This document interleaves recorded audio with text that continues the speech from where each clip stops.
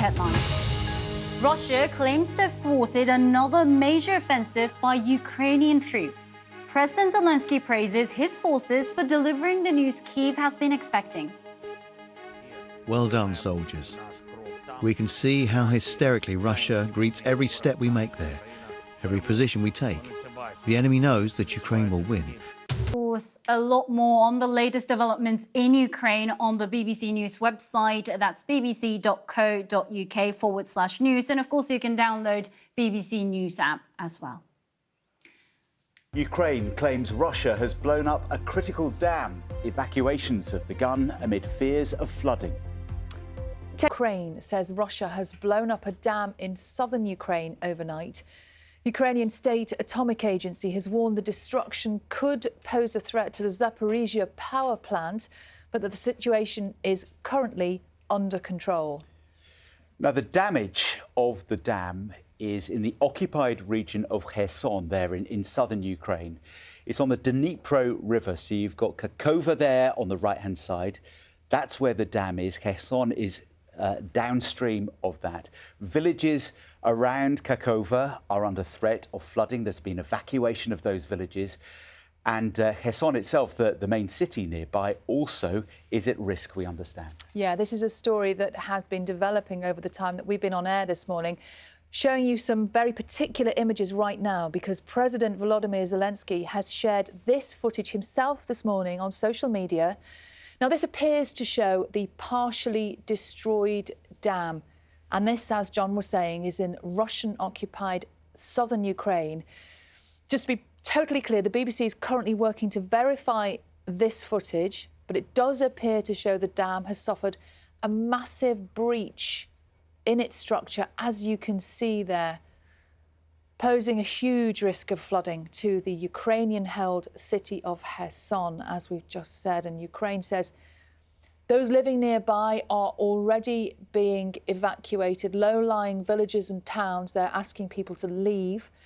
The dam's reservoir supplies water to the Crimean Peninsula, and this is really significant, to the Zaporizhia nuclear power plant, which, of course, is also Russian-occupied.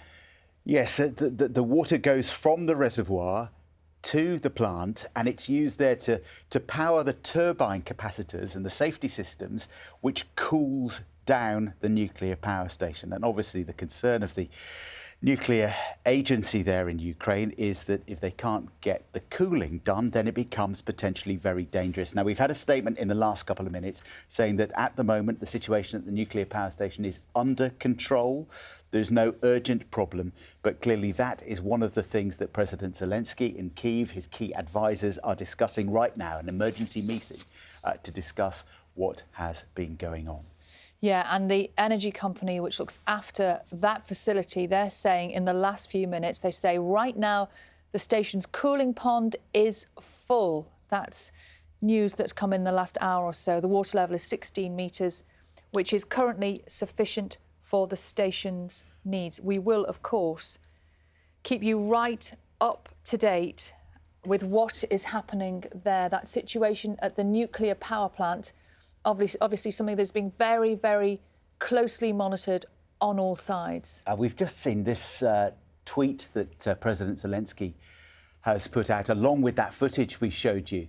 And what he says in his message accompanying the video is this. He says, Russian terrorists, the destruction of the Kakhovka hydroelectric power plant dam only confirms, he says, for the whole world that the Russians must be expelled from every corner of Ukrainian land. And he goes on to say, not a single metre should be left to them because they use every metre for terror. It is only Ukraine's victory that will return security. And this victory will come, he says. The terrorists will not be able to stop Ukraine with water, missiles or anything else. All services are working. And he goes on to say that he's convened the National Security and Defence Council. And he asks people to make sure they only spread official and verified information only. There has been other material on social media this morning, other videos, which we know are not accurate. So that's why we're being cautious with this, isn't it, this morning, and only using what we can verify here within the BBC. Yeah, there was a video being circulated, currently being circulated now, which the BBC has confirmed was actually from last November. So that's something that if you're waking up this morning and opening your phone, you may see. very dramatic footage.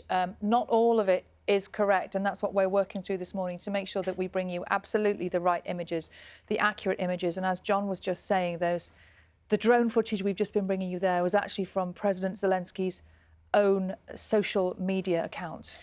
It's already been a very tense time in Ukraine, hasn't it? Because all eyes have been on those border territories.